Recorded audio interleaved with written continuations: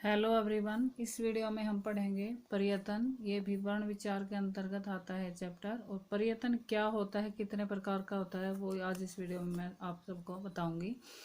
पर्यटन जो है वर्णों के उच्चारण में जो विशेष बल लगता है ना बच्चों, उसको पर्यटन कहते हैं। तो इसकी डेफिनेशन जान लेते हैं कि वर्णों के उच्चारण में जो विशेष व्यापार होता है, व्यापार से यहाँ मतलब होता है शक्ति या जो बल लगता है उच्चारण के समय, उसे क्या कहा जाता है, पर्यटन कहते हैं। कितने प्रकार का होता है?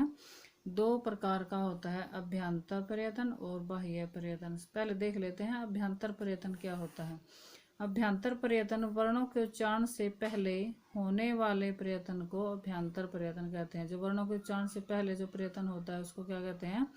अभ्यंतर पर्यटन कहते हैं। और ये कितने प्रकार का होता है? 4 प्रकार का होता है। कौन कौन सा? स्पष्ट, ईषत् स्पष्ट, विव्रत और ईषत् विव्रत। 4 प्रकार का क्या होता है? अभ्यंतर पर्यटन होता है। कैसे? 1 बाय 1 डिफाइन करते हैं इनको। पहले देखते हैं स्पष्ट व्यंजन ना स्पष्ट पर्यटन। स्पष्ट, इसका पूरा नाम बनेगा स्पष्ट अभ्यंतर पर्यटन। तो जिन वर्णों के उच्चारण में जीभ मुख के भिन्न भिन्न भागों का स्पर्श करती है, यानी जिन वर्णों के उच्चारण में जीभ जो है मुख के अलग अलग भागों का स्पर्श करती है, उन्हें स्पष्ट पर्यटन कहते हैं, अभ्यंतर पर्यटन। और ये कहाँ से कहाँ तक होता है? क से म तक जो वर्ण होते हैं वो इसके अंतर्गत आते हैं, यानी स्पर्श के अंतर्गत आते हैं। इसके बाद है ईषत् स्पर्श। जिन वर्णों के उच्चारण में जीभ मुख के भागों का मामूली सा स्पर्श करती है, उन्हें ईषत् स्पर्श कहते हैं, जैसे य, र, ल और व। यानी जिनको हम अंतस्थ व्यंजन भी कहते हैं, वो किसके अंतर्गत आते हैं? ईषत् स्पर्श के अंतर्गत वो आते हैं। इसके बाद है विव्रत।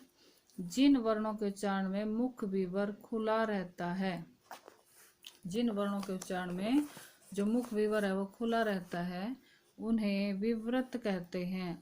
वो कौन से होते हैं? सारे स्वर जो हैं इसके अंतर्गत आ जाते हैं। किसके अंतर्गत?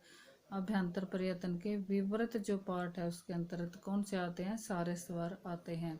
इसके बाद है ईषत् विव्रत। जिन वर्णों के उच्चारण में मुख विवर थोड़ा सा खुलता है, उन्हें ईषत् विव्रत कहते हैं।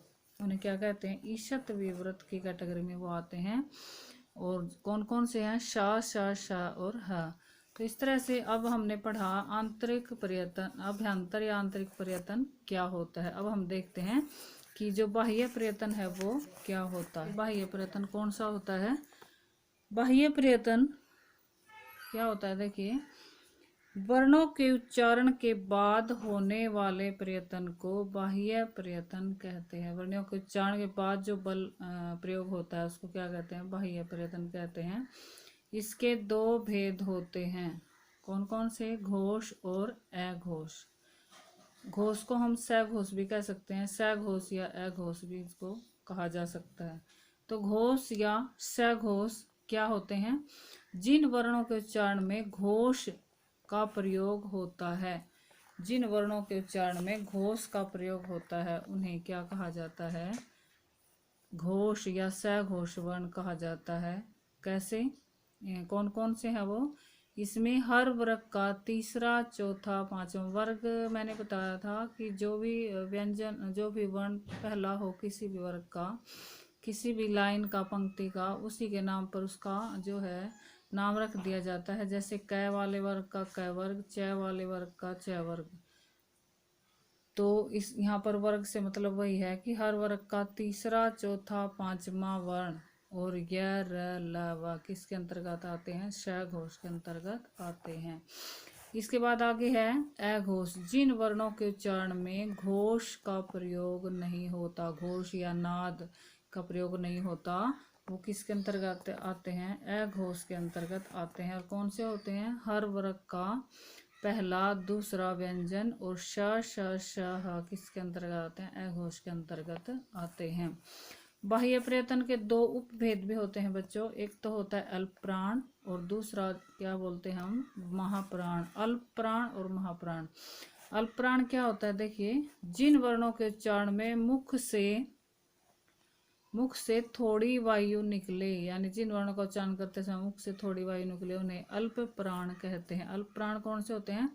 सारे स्वर और हर वर्ग का पहला, तीसरा और पांचवा वर्ण इसके अंतर्गत आते हैं। और इसके अतिरिक्त य, र, ल और व और अनुस्वार भी अल्प प्राण के अंतर्गत आते हैं। इसके बाद है महाप्राण। जिन वर्णों के उच्चारण में मुख से अधिक वायु निकलती है उन्हें महाप्राण कहते हैं। जिन वर्णों के उच्चारण में मुख से अधिक वायु निकलती है उन्हें महाप्राण कहते हैं। जैसे हर वर्ग का दूसरा व चौथा वर्ण और श, श, श, ह तथा विसर्ग इसके अंतर्गत आ जाते हैं। यानी अनुस्वार किसकी कैटेगरी में आए? अल्प प्राण की। और विसर्ग किसके साथ? श, श, श, ह और विसर्ग किस में आए? महाप्राण में आए। तो इस तरह से बच्चों आज का चैप्टर प्रयत्न पूरा होता है, जिसमें मैंने आपको बताया कि प्रयत्न क्या होता है और कितने प्रकार का होता है। तो मैंने बताया 2 प्रकार का होता है, जिसमें बताया अल्प प्राण नहीं सॉरी पहले बताया अभ्यंतर प्रयत्न और दूसरा बताया बाह्य प्रयत्न। तो अभ्यंतर प्रयत्न के मैंने 4 पार्ट बताए हैं और बाह्य प्रयत्न मुख्य रूप से 2 प्रकार का होता है, सघोष और अघोष, जिसमें 2 उपभेद इसके बताए गए हैं, अल्प प्राण और महाप्राण। तो कैसी लगी आपको ये वीडियो? अगर आपको वीडियो अच्छी लगी तो इसको लाइक और शेयर ज़रूर कीजिएगा। और मेरे चैनल को अगर आपने सब्सक्राइब नहीं किया अब तक तो ज़रूर कीजिएगा, क्योंकि मैं पूरी ग्रामर अपने चैनल पर करवाने वाली हूँ। और जो कि NCERT एग्ज़ाम्स के लिए और CBSE एग्ज़ाम्स के लिए वेरी वेरी इम्पोर्टेंट है। और जिस तरीके से एग्ज़ाम में पूछी जाती है उसी तरीके से यहाँ पर करवाई जाएगी। तो thank you, have a nice day.